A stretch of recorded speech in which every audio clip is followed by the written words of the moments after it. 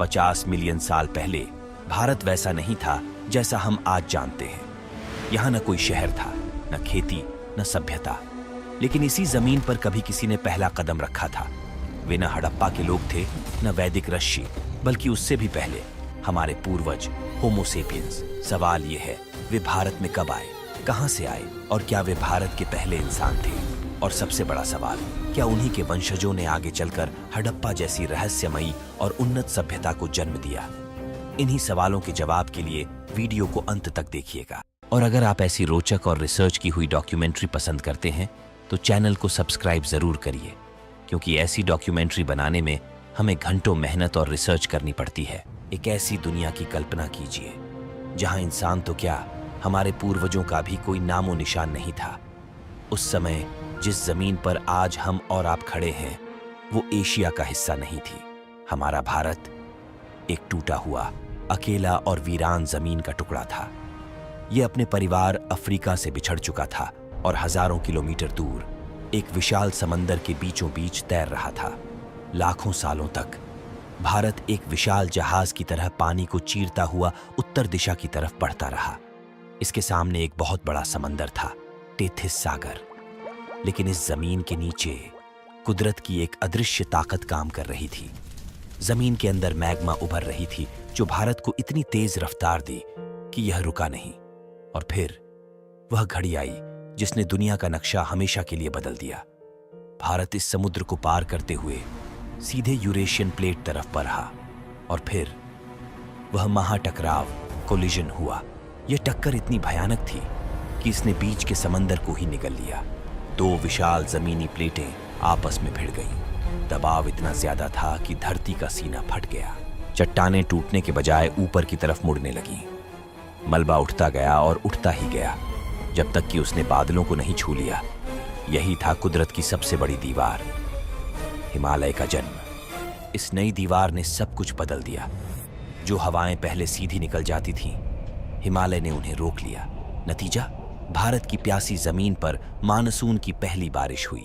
हिमालय की बर्फ पिघली और गंगा, यमुना, नर्मदा जैसी नदियां इस धरती को सिंचने लगा। देखते ही देखते लाखों सालों का यह उथल पुथल शांत हुआ। जो जमीन कल तक पथरीली और वीरान थी, वो अब घने जंगलों, मीठे पानी और हरियाली से भर गई। करोड़ों साल तक मौसम में उतार चढ़ाव के बाद भारत अब एक स्वर्ग बन चुका था। स्टेज पूरी तरह सज चुका था। इंसानों की स्वागत के लिए जंगल खामोश थे, नदियां बह रही थीं, हवाएं चल रही थीं। लेकिन इस जन्नत में अभी एक चीज की कमी थी, जीवन की। अभी हम यानी आधुनिक इंसान पैदा भी नहीं हुए थे। तो फिर आखिर कौन थे वो अनजान मेहमान जो हमसे लाखों साल पहले इस भारत के पहले मालिक बने? चलिए उस गहरे राज से पर्दा उठाते हैं। भारत अब बदल चुका था। जिस जमीन पर कल तक समंदर की लहरें टकराती थीं, वहां अब मीठे पानी की नदियां बह रही थीं। जिस जमीन पर सिर्फ पत्थर थे, वहां अब ऐसा घना जंगल उग आया था जिसे भेद पाना सूरज की किरणों के लिए भी नामुमकिन था। यह वो भारत नहीं है जिसे आज आप जानते हैं। न यहाँ कोई शहर था, न गांव, और न ही आज जैसा कोई इंसान। यह एक अलग ही दुनिया थी। इस दुनिया में कानून सिर्फ एक था, जिसकी लाठी उसकी भैंस नहीं, बल्कि जिसका जबड़ा उसका राज। उस समय भारत की धरती पर इंसानों का नहीं, बल्कि दानवों, जायंट्स का राज था। अगर आप उस समय के जंगल में चलते तो आपका सामना आज के हाथियों से नहीं, बल्कि उनके परदादाओं से होता। स्टेगोडन एक ऐसा विशालकाय जीव जिसके दांत 10 फीट तक लंबे होते थे। जब यह चलता था तो जमीन कांपती थी। नदियों में आज के मगरमच्छ नहीं, बल्कि हेक्साप्रोटोडन तैरते थे। यह दरियाई घोड़े जैसा जानवर था, लेकिन इसका आकार किसी ट्रक से कम नहीं था। इसके जबड़े इतने मजबूत थे कि यह पत्थर को भी चबा सकता था। यह दुनिया ताकतवर जानवरों की थी। कमजोर के लिए यहाँ कोई जगह नहीं थी। हर झाड़ी के पीछे मौत छिपी थी। लेकिन इन्हीं विशाल जानवरों के भारी पैरों के बीच घास के अंदर एक नई हलचल शुरू हो चुकी थी। लाखों साल पहले अफ्रीका की जमीन पर एक नई मानव प्रजाति उभरी। इस प्रजाति का नाम था होमो इरेक्टस। यही वह इंसान था जिसने पहली बार पूरी तरह 2 पैरों पर चलना शुरू किया। ये न तो वानर थे और न ही हम, यानी होमो सेपियंस। ये घुमंतु थे, भोजन की तलाश में। चलते चलते ये अफ्रीका से बाहर निकले। रास्ते अनजान थे, न कोई नक्शा था, न कोई मंजिल, बस पेट की आग थी जो उन्हें आगे धकेल रही थी। और आज से करीब 15 से 20 लाख साल पहले इन्हीं निडर यात्रियों के एक समूह ने भारत की धरती पर अपना पहला कदम रखा। यह सिर्फ एक कल्पना कहानी नहीं, बल्कि इसका सबूत हमें अपने देश भारत में मिलता है। चेन्नई के पास एक जगह है, अत्तिरंपक्कम। यहाँ जमीन के नीचे वैज्ञानिकों को पत्थरों का एक खजाना मिला। ये साधारण पत्थर नहीं थे, इन्हें तराशा गया था। इनके किनारे धारदार थे। वैज्ञानिकों ने जब इनकी उम्र पता की तो वे सन्न रह गए। ये औजार 15 लाख साल पुराने थे, यानी आधुनिक इंसान के पैदा होने से बहुत पहले। यहाँ कोई ऐसा था जो दिमाग का इस्तेमाल करना जानता था। और सबूत सिर्फ पत्थरों तक सीमित नहीं है। 1982 मध्य प्रदेश की नर्मदा घाटी के हथनोरा गांव में एक आर्कियोलॉजिस्ट अरुण सोनाकिया को एक खोपड़ी का हिस्सा मिला। यह भारत के इतिहास की सबसे बड़ी खोज थी। यह खोपड़ी किसी जानवर की नहीं थी, यह एक मानव पूर्वज की थी। इसे नाम दिया गया नर्मदा मानव। ये लोग कैसे दिखते थे? इनका माथा हमसे छोटा था, यानी दिमाग थोड़ा कम विकसित था, लेकिन इनका जबड़ा बहुत मजबूत था। इनकी आईब्राउज बाहर की तरफ निकली हुई थी। इनका शरीर किसी एथलीट जैसा गठीला था। इनके पास हमारी तरह भाषा नहीं थी, इनकी भाषा थी इशारे और आवाजें। इनका सबसे बड़ा हथियार था हैंड एक्स, एक नाशपाती के आकार का पत्थर जिसे ये अपनी मुट्ठी में पकड़ते थे। यही इनका चाकू था, यही इनका हथौड़ा था। बिना बंदूक, बिना लोहे के हथियार के, सिर्फ पत्थरों के दम पर ये लोग विशाल हाथियों और दरियाई घोड़ों का शिकार करते थे। ये डरते नहीं थे। इन्होंने भारत के हर कोने को छान मारा था, उत्तर से दक्षिण तक, नर्मदा के तट से लेकर गोदावरी के जंगलों तक। इन्हीं का राज था लाखों सालों तक। भारत के जंगलों में इन्हीं की हुंकार गूंजती रही। इन्हें लगा कि ये इस धरती के मालिक हैं। इन्होंने बाढ़ को हराया था, सूखे को हराया था और बड़े बड़े जानवरों को हराया था। ऐसा लग रहा था कि इनका वंश अमर रहेगा, लेकिन उन्हें खबर नहीं थी। कुदरत अपनी आस्तीन में एक खंजर छिपाए बैठी थी। हजारों मील दूर, समंदर के उस पार, इंडोनेशिया के एक द्वीप पर, धरती के नीचे एक दानव जाग रहा था। यह एक ऐसा टाइम बम था जिसकी टिक टिक शुरू हो चुकी थी, और जब यह फटने वाला था तो यह इन ताकतवर आदिमानवों की पूरी दुनिया को सिर्फ राख के ढेर में बदलने वाला था। वो क्या चीज थी जिसने भारत के पहले मालिकों को इतिहास के पन्नों से मिटा दिया? और कैसे उस विनाश ने हमारे यानी आधुनिक इंसान के लिए रास्ता खोला, जो आज खुद को हम भारतीय कहते हैं। हजारों मील दूर, समंदर के उस पार, इंडोनेशिया के सुमात्रा द्वीप पर धरती का सीना फटने वाला था। एक पहाड़ नहीं, बल्कि एक राक्षस जाग चुका था। टोबा सुपर वॉल्केनो की धमाका इतना जोरदार था कि इसकी आवाज 3000 किलोमीटर दूर भारत तक सुनाई दी होगी। हिमालय की चोटियां भी कांप उठी होंगी। लेकिन असली खतरा वो आवाज नहीं थी। असली खतरा वो था जो हवा के साथ उड़कर आ रहा था। कुछ ही घंटों में भारत का नीला आसमान गायब हो गया। दोपहर के वक्त रात जैसा घुप अंधेरा छा गया और फिर आसमान से गिरने लगी सफेद मौत। ये बर्फ नहीं थी, ये राख वॉल्केनिक ऐश थी। कल्पना कीजिए, जब उन आदिमानवों ने सांस ली होगी तो उनका दम घुटने लगा होगा। नदियां जो कल तक जीवन देती थीं, अब कीचड़ और जहर बन चुकी थी। पेड़ पौधे मर गए, जंगल वीरान हो गए। भारत जो एक गर्म देश था, अचानक बर्फ जैसा ठंडा पड़ गया। इसे विज्ञान कहता है वॉल्केनिक विंटर। अब यहाँ एक बहुत बड़ा सवाल उठता है, वो आदिमानव जो लाखों सालों से यहाँ के बेताज बादशाह थे, वो इस मुसीबत से क्यों हार गए? वे तो बहुत ताकतवर थे, फिर उनका वंश क्यों मिट गया?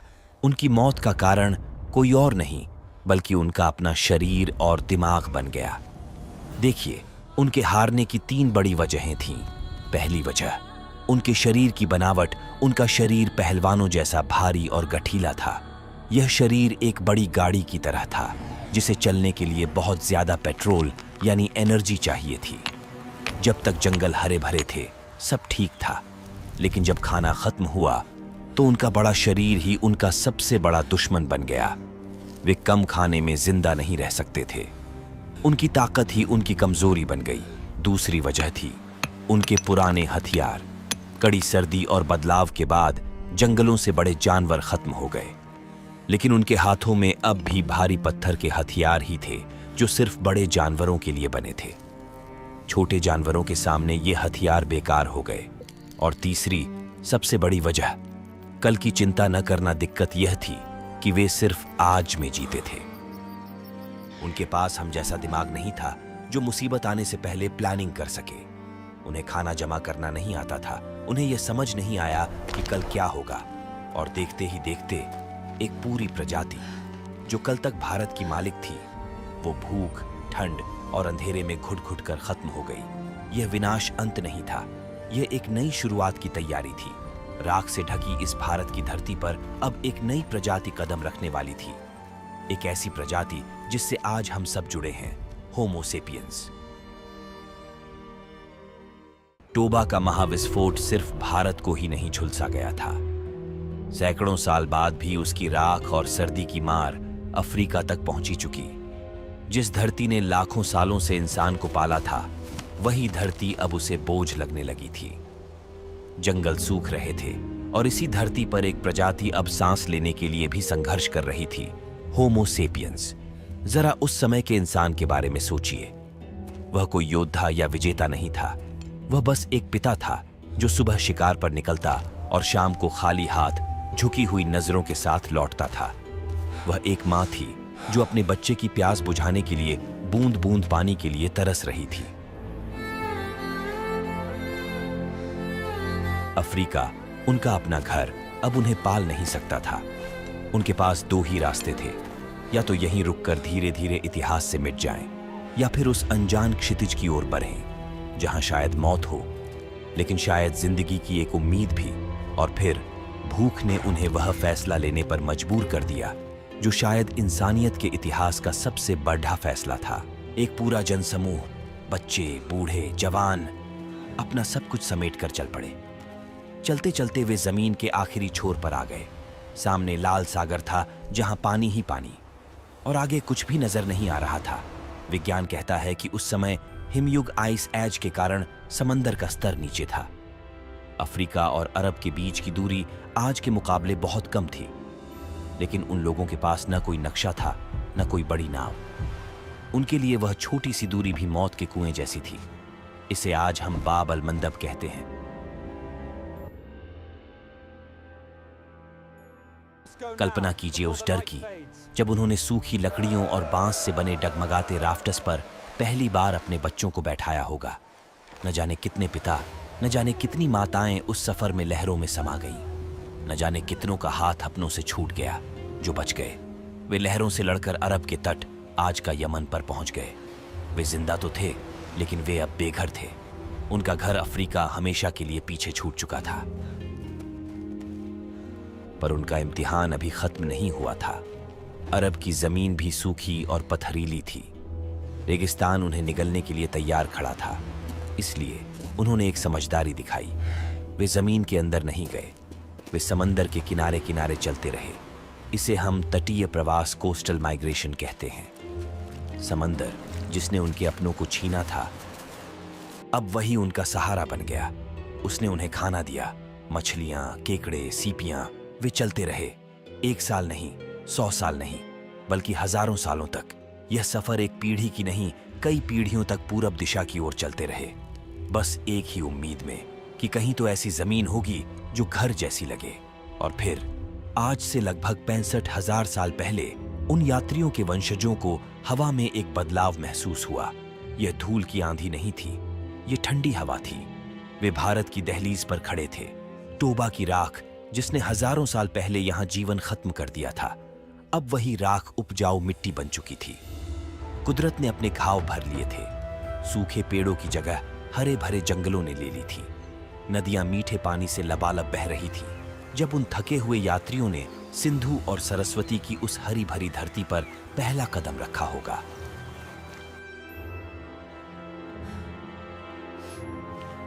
कहानी का सुखद अंत अभी नहीं हुआ था।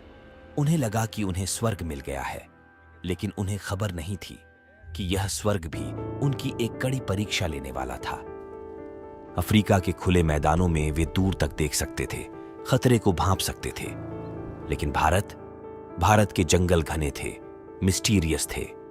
यहाँ हर झाड़ी के पीछे मौत छिपी थी। यहाँ के विशालकाय हाथी और दुनिया के सबसे खूंखार बाघ उन अजनबियों को घूर रहे थे। रात होते ही यह जंगल एक भूल भुलैया बन जाता था। खुले आसमान के नीचे सोना नामुमकिन था। तो सवाल यह है, उस पहली रात उस अनजान जंगल में हमारे पूर्वज जिंदा कैसे रहे और भारत की जमीन पर इंसान ने अपनी पहली सुरक्षा कैसे बनाई? अफ्रीका से मीलों पैदल चलकर आए उन थके हुए यात्रियों के लिए भारत का घना जंगल किसी मौत के कुएं से कम नहीं था। यहां खुले आसमान के नीचे सोने का मतलब था सीधे मौत को दावत देना। उन्हें एक ऐसी जगह चाहिए थी जहां दीवारें हों लेकिन दरवाजा न हो, और मध्य भारत के जंगलों में कुदरत ने उन्हें अपना सबसे नायाब तोहफा दिया।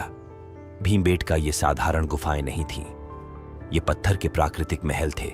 इन विशाल चट्टानों ने उन्हें मूसलाधार बारिश से बचाया, कड़ाके की ठंड से बचाया, और सबसे जरूरी, रात के अंधेरे में उन खूंखार जानवरों से बचाया।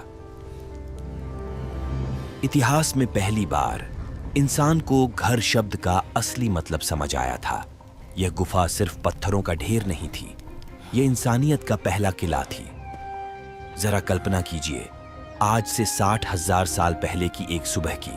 तब कोई अलार्म क्लॉक नहीं थी, चिड़ियों की चहचहाहट और सूरज की पहली किरण ही उनकी घड़ी थी।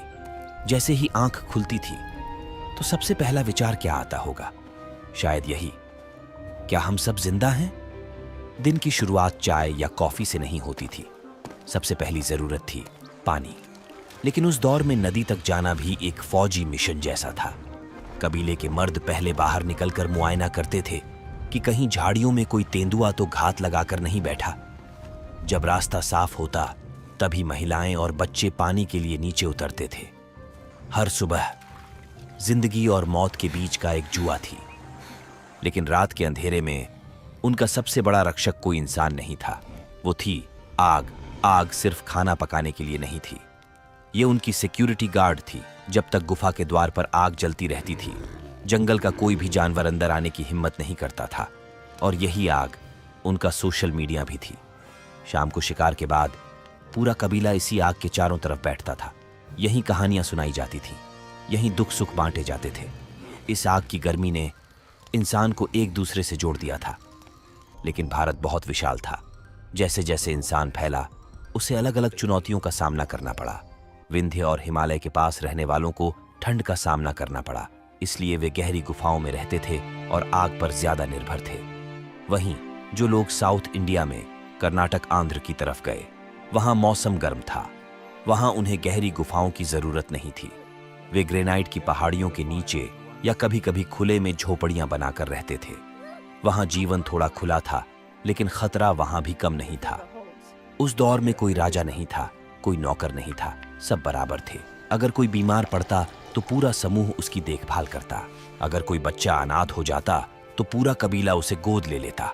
वे समझ चुके थे कि इस खतरनाक दुनिया में अकेला इंसान कमजोर है, लेकिन एक समूह अजेय है। यही एकता उनकी सबसे बड़ी ताकत थी। उनके पास घर था, उनके पास आग थी, उनके पास एक दूसरे का साथ था। लेकिन एक चीज की कमी थी, पेट की भूख। भारत के जानवर तेज थे और उनके पुराने भारी हथियार अब काम के नहीं रहे थे। तो फिर सवाल है, उन्होंने खुद की अस्तित्व बचाए रखने के लिए भारी पत्थरों से आगे बढ़कर पहला तेज ब्लेड कैसे बनाया? और उनकी वह मिसाइल टेक्नोलॉजी क्या था जो पल भर में जानवरों को खत्म कर देता था? आखिर कैसे? पत्थरों को तोड़ने वाले इंसान ने दुनिया का पहला ब्लेड बनाया। समय बदल रहा था, भारत के जंगल बदल रहे थे। अब वो विशाल और सुस्त जानवर जैसे स्टेगोडन इतिहास बन चुके थे, उनकी जगह ले ली थी। बिजली की रफ्तार से दौड़ने वाले हिरणों, चालाक खरगोशों और आसमान में उड़ने वाले पक्षियों ने। हमारे पूर्वजों के हाथ में जो भारी भरकम पत्थर के हथियार थे, वो इन नए जानवरों के सामने खिलौने बन चुके थे। जरा सोचिए, क्या एक भारी पत्थर से उड़ती चिड़िया को मारा जा सकता है? नामुमकिन। रोज शाम को जब शिकारी खाली हाथ थके हारे गुफा में लौटते तो वहां सन्नाटा छा जाता। कबीले का लीडर अपनी भूखी नस्ल को देखता होगा तो उसकी आंखों में सिर्फ एक ही डर होता होगा, अगर हमने बदलने में देर की तो हमारा इतिहास यहीं खत्म हो जाएगा। इंसान को जिंदा रहने के लिए एक तकनीकी क्रांति, हाईटेक रिवॉल्यूशन की जरूरत थी। और फिर संकट की उसी घड़ी में इंसान के दिमाग की बत्ती जली। उसने सोचा, हथियार का बड़ा होना जरूरी नहीं, उसका तेज और सटीक होना जरूरी है। उसने पत्थरों को तोड़ना बंद किया और उन्हें तराशना शुरू किया। उसने बनाए माइक्रोलिथ इंच भर के छोटे ब्लेड जैसे धारदार टुकड़े। पुरातत्व विज्ञान इसे सिर्फ पत्थर कहता है, लेकिन असल में यह उस जमाने की मिसाइल टेक्नोलॉजी थी। उन्होंने इन नन्हे जानलेवा पत्थरों को लकड़ियों और हड्डियों की नोक पर चिपकाया। अब उनके हाथ में भाला था, तीर और कमान था। अब वे झाड़ियों में छिपकर मीलों दूर से बिना आहट किए तेज रफ्तार हिरण का सीना चीर सकते थे। यह सिर्फ कहानी नहीं है।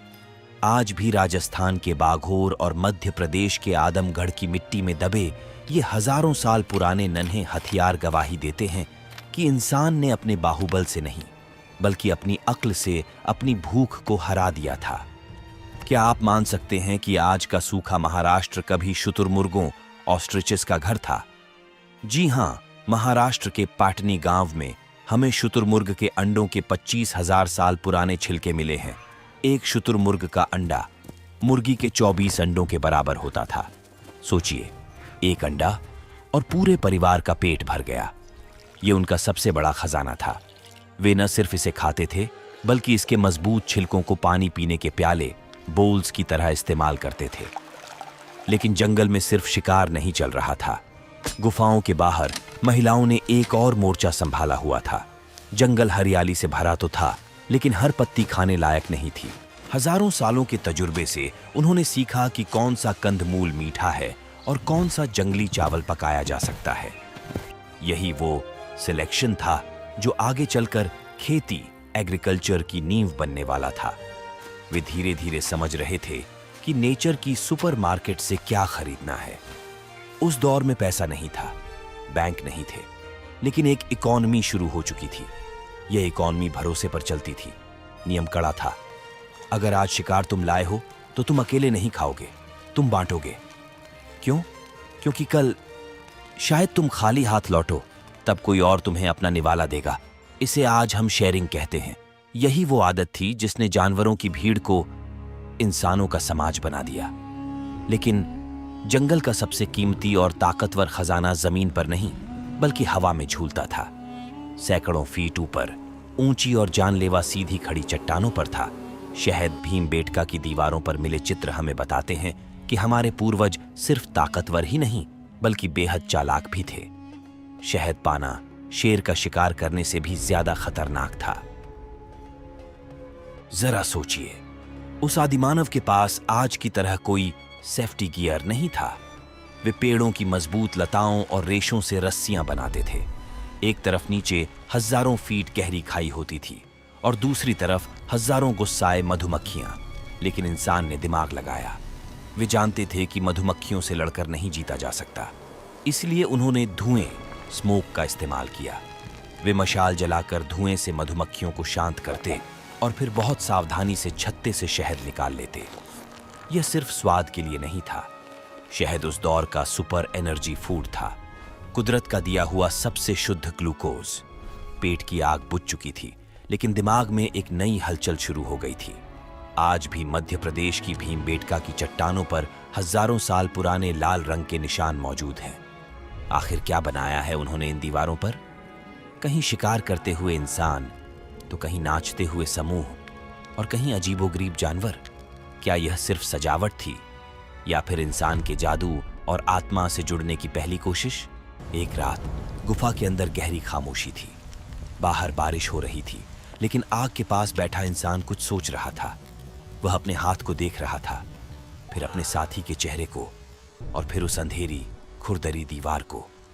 उसके मन में शिकार और पेट से परे कुछ सवाल तैरने लगे। मैं कौन हूं? ये जंगल, ये जानवर, ये तारे मुझसे क्या कह रहे हैं? इन सवालों का जवाब उस वक्त की किसी भाषा में नहीं था। इसलिए उसने एक लाल रंग का पत्थर उठाया, उसे पीसा और गुफा की दीवार पर एक लकीर खींच दी। यही था इंसान का पहला अक्षर। यही थी कला की शुरुआत।